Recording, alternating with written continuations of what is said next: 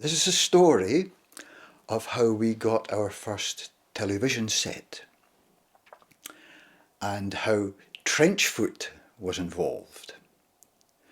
Now, trench foot was a terrible condition during the First World War when soldiers were fighting in the trenches in Europe.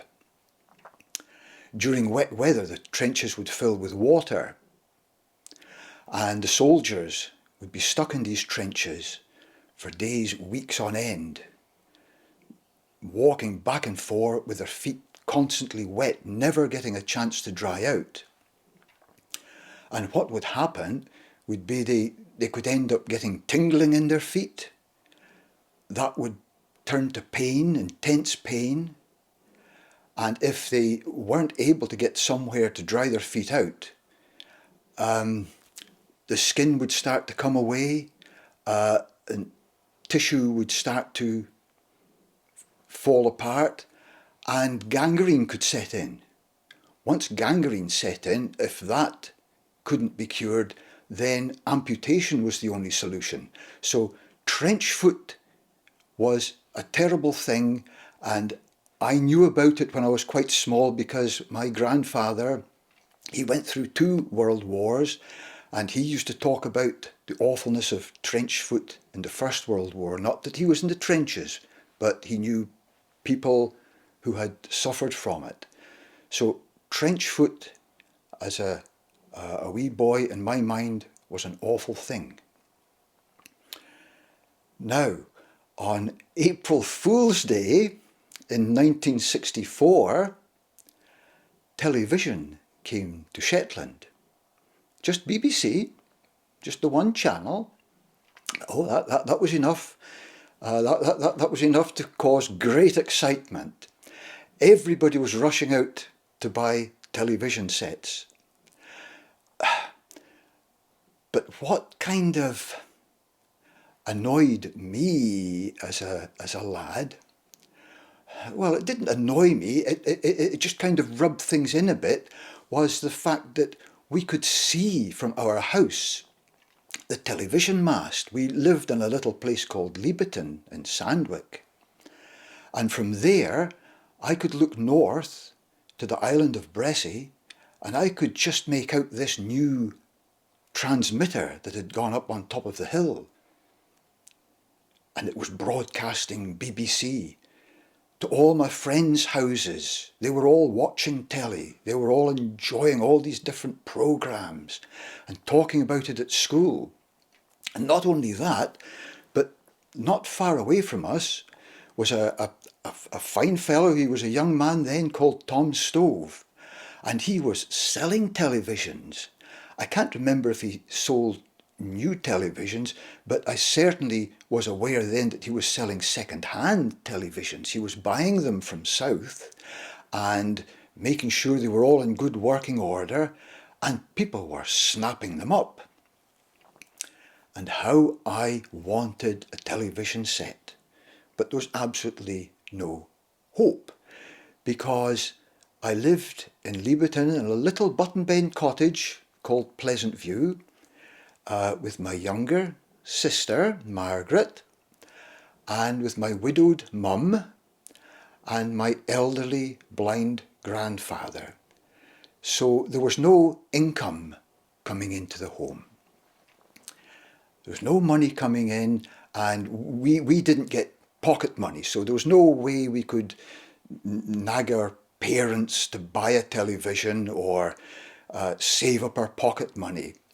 We had to think of something else.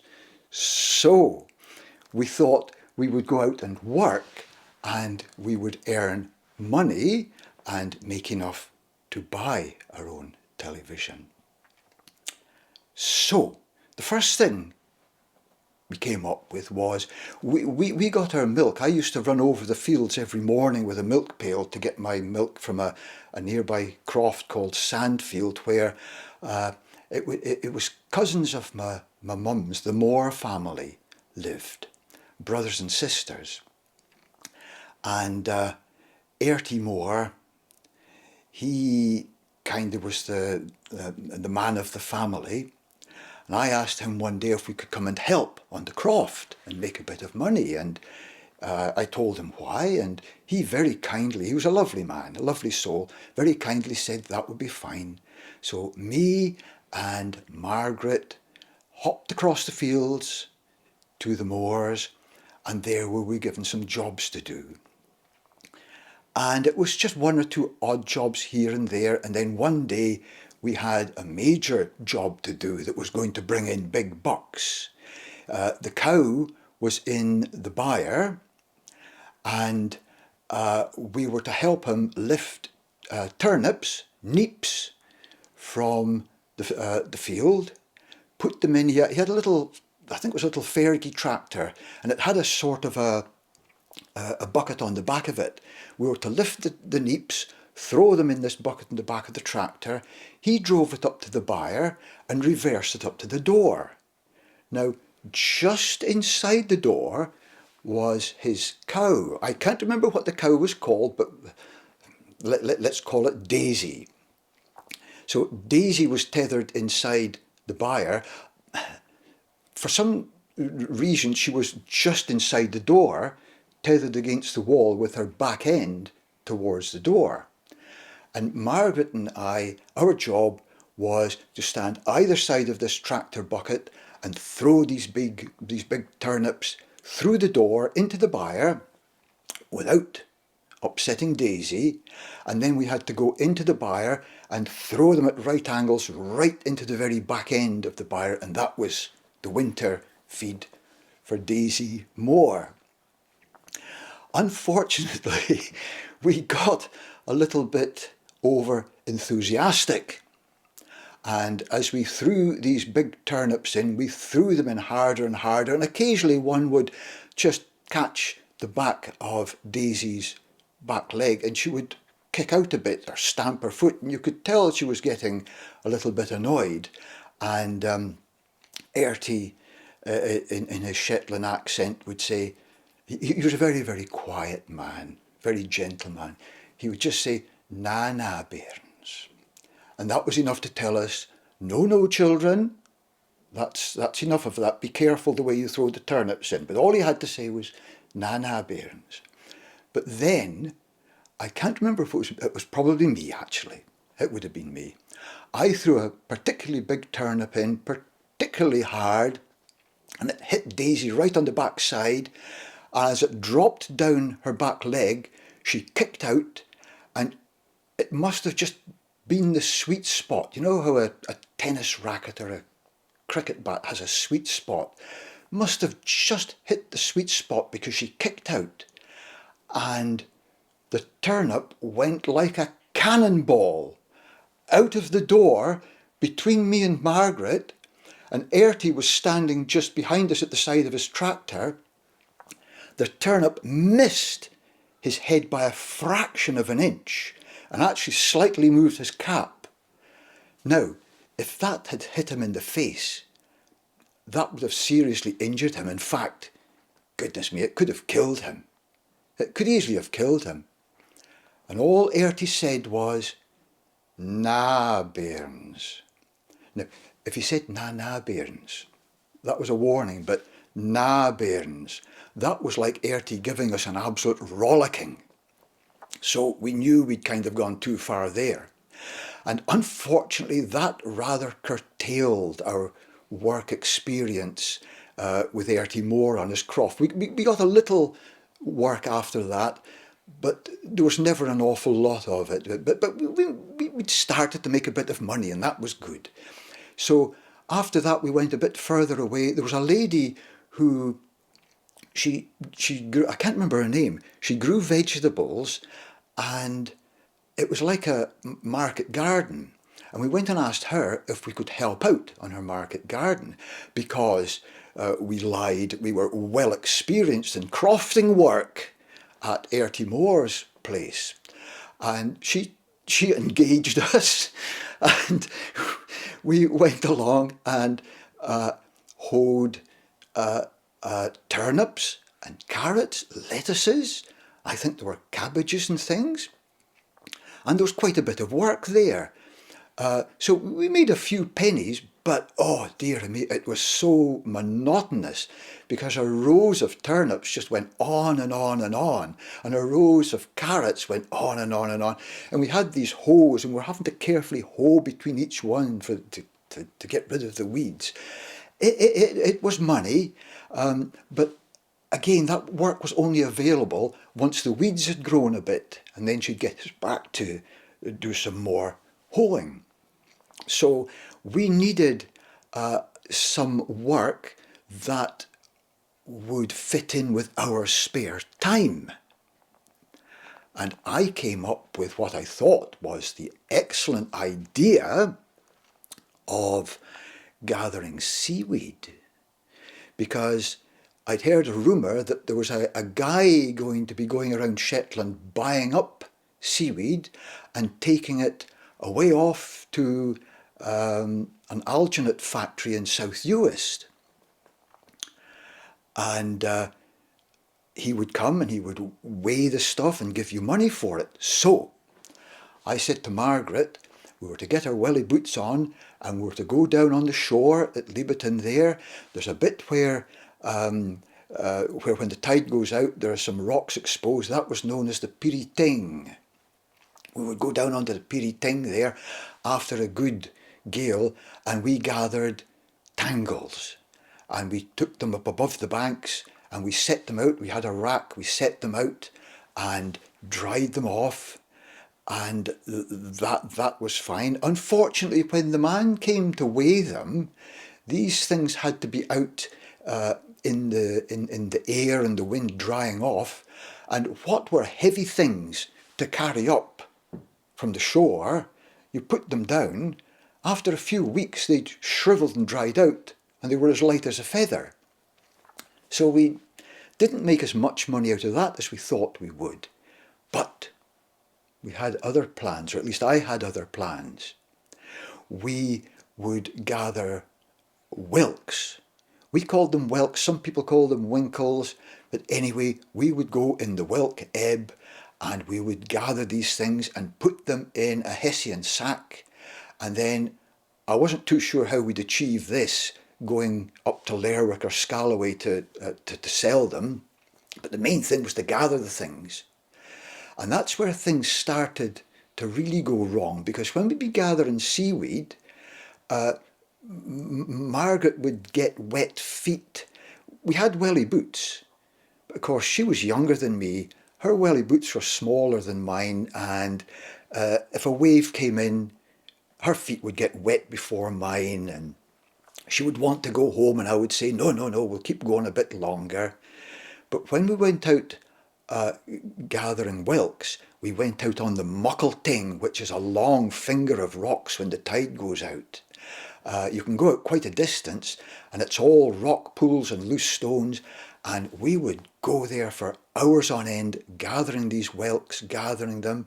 But poor Margaret, she wouldn't be there that long, and she would either step in a pool and the water would go into her boots, or the tide would start coming in and a wave would go over her boots. She soon had wet feet. And I would say, no, keep gathering. We must get a television. We must buy a television. And the poor little girl, she would work away there gathering some more with her wet feet. And then one day she started complaining that her feet were sore. And this went on for a while. Her feet became more and more painful until she couldn't walk. Obviously, something was seriously wrong, and my poor mum was getting quite worried. It got to a point where a doctor was needed. The local nurse couldn't figure out what the problem was. Our doctor was Dr. Ingram from Lerwick, 15 miles away. And he only came down to our place on a Thursday. So we were only allowed to be ill on a Thursday. So poor Margaret had to suffer until Thursday, until the doctor could fit her in. And he came along with a young man who was I think he was a student doctor. So the two of them came, And they looked and they studied and they discussed and they thought and they asked what had been going on and what might have caused this. And as it was gradually revealed that she was coming home with wet feet after gathering seaweed and whelks, the doctor said to my mum, "You realise your daughter has trench foot." Trench foot. And he looked in my direction. I thought, oh, jeez, we're in trouble here. Are we talking amputation? Where's this leading? But it was no laughing matter. It was serious. The doctor said she had to go to hospital right away. She couldn't even walk down to his car. It was about, I suppose, 100 yards away. The young student doctor had to give her a piggyback down to his car, and she was driven off to Lerwick to the Gilbert Bain Hospital. And I was left at home with my mother glowering at me. I was in the bad books, and my dear old granddad, he wasn't too happy either that his grandson had given his darling little granddaughter trench foot that was something from the First World War. And there we were. So we had no television, we had a little tin box with some money in it, and we were a worker down. My sister was in hospital getting treatment for trench foot. And Margaret does remind me of a rather embarrassing little bit to this story. I was going to school in Lerwick, and at the back of 4 o'clock when the school came out, I would get on the school bus that would drive me out of Lerwick back home to Sandwich. It drove past the Gilbert Bain Hospital. And back in those days, the Gilbert Bain had 2 balconies on the front. Why they had balconies is beyond me. They don't have balconies anymore. They've been taken away. Probably too many ailing Shetlanders succumbed to the Shetland weather, being punted out on a balcony when they weren't in the best of health and expected to recuperate on a fine Shetland summer's day, which inevitably would involve a touch of spring, autumn and winter as well as summer. So the balconies were subsequently removed. But my sister, Margaret, knew that the school bus would be going by and when it would be going by. And as she gradually recovered, and as she was able to drag her poor self to the balcony, she would wait for the bus and she would wave to her darling brother, who was the cause of trench foot. She would wave as the bus went by.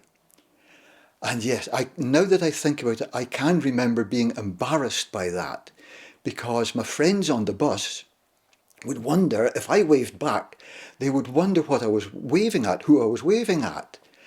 And they would see my sister and ask me why she was in hospital, and I would have to admit that I was responsible for her getting trench foot. So I never waved back. I always looked the other way. And poor Margaret remembers that snub to this day. But anyway, while Margaret was in hospital, I was home busy doing other jobs and making more money. There was the peat season. There were peats to be raised, gathered, thrown into the back of a lorry to be brought home. So I made a bit of money like that. I tarred roofs. There was a little shop in Leaberton, and a lady called Vera owned it. And I told her I was looking for jobs, trying to earn money, thinking she might give me a little job in the shop, standing behind the counter or sweeping the floor. But she gave me a huge bucket of tar and a long-handled brush and told me to go onto the roof of the shop and tar the roof, which was the way a lot of the buildings were in Shetland in those days. It was the timber sarking, the timber roof, it was covered, well, in the early days it was old canvas sails and then that was covered with layers and layers of tar. So I went up on the roof, and somehow I didn't fall off and tarred the roof, and that was a nice little earner. I made a nice little bit there, so that when Margaret eventually came home from hospital, and she was in hospital certainly for a couple of weeks, maybe longer. This wasn't any overnight thing. She eventually came home, and we counted out our money, and having no idea what the television cost, we reckoned we might have enough to buy one, a second-hand television. So off we went up the road to Tom Stove's place, where he showed us into, it was it was his workshop. It was like an outbuilding, an outhouse, and he showed us into this most wonderful place that was full of all sorts of television sets and valves and all wires and all sorts of stuff. It was fantastic, and sitting there were some wonderful looking televisions. They were sort of oblong boxes with a screen, a nice sized screen, and a loudspeaker at one side, and knobs, and on legs, and wonderful looking things. And I thought, please, please, I hope we've got enough money for one of these. But Tom pointed us in the direction of the far, far corner, where there was a very simple, solid-looking wooden box, and it had a small pane of glass in the front of it. There were no knobs. The knobs were round the back somewhere. And he told us that we could have that for the money we were offering. Looking back on it now, I realise we didn't have enough for a television set, and the lovely man, out of the goodness of his heart, was going to give us the cheapest television he had, which was nothing like the price that we could offer him. But he took our money, and I thought we were going to take this television home with us. But I didn't realise how heavy the damn thing was. It was made out of solid wood. And he said, no, he would bring it down to us because it had to be installed. And it was then I realised televisions needed to be tuned in and needed a little aerial that sat on the top. But true to his word, we barely got home, and Tom rolled up with our television and set it up. And there we were. We had our first television set. And our family gathered round the television. Me, Margaret, she was 3 years younger than me. I'd have been 14, Margaret would have been 11. Our dear widowed mum, who could never really get out to socialise because she was responsible for us 2 kids and an elderly dad who was blind. Yes, and so my dear old granddad, he sat there listening to the television. Even though he couldn't see anything at all, he listened to it. And we thoroughly enjoyed programmes like Animal Magic, Blue Peter, Songs of Praise, which my granddad enjoyed, singing lovely hymns. Yes, he really enjoyed that. There was also Doctor Who, and I'm not quite sure what he made of the theme tune to Doctor Who, because bear in mind, my granddad was born in 1885. So the theme tune to Doctor Who was a little bit confusing for him. And later on, when the Daleks came along and they were exterminating, he didn't quite gather what that was all about. But anyway, we watched all these programmes, but best of all, on a Wednesday night, was Top of the Pops. And I've just been checking Top of the Pops, Wednesday, the 19th of August, 1964. These were the songs that we sat enjoying. My dear old granddad might well have enjoyed The Bachelors. I wouldn't trade you for the world. Dave Berry, the crying game. Yes, you'd have enjoyed that. I'm not too sure he would have understood who the Kinks were. You Really Got Me. The Honeycombs, Have I the Right? That was a nice little song. He would have enjoyed that. Then these people that he was beginning to hear a lot about, the Beatles, A Hard Day's Night. I wonder what he thought of that. But number one, the 19th of August, 1964, we enjoyed Manfred Mann singing Do-wah-diddy-diddy-dum-diddy-doo. How wonderful. Do-wah-diddy-diddy-dum-diddy-doo. There she was, just a walking down the street, singing do-wah-diddy-diddy-dum-diddy-doo, snapping her fingers and shuffling her feet, singing do-wah-diddy-diddy-dum-diddy-doo. I can't carry on. She looked good. She looked fine.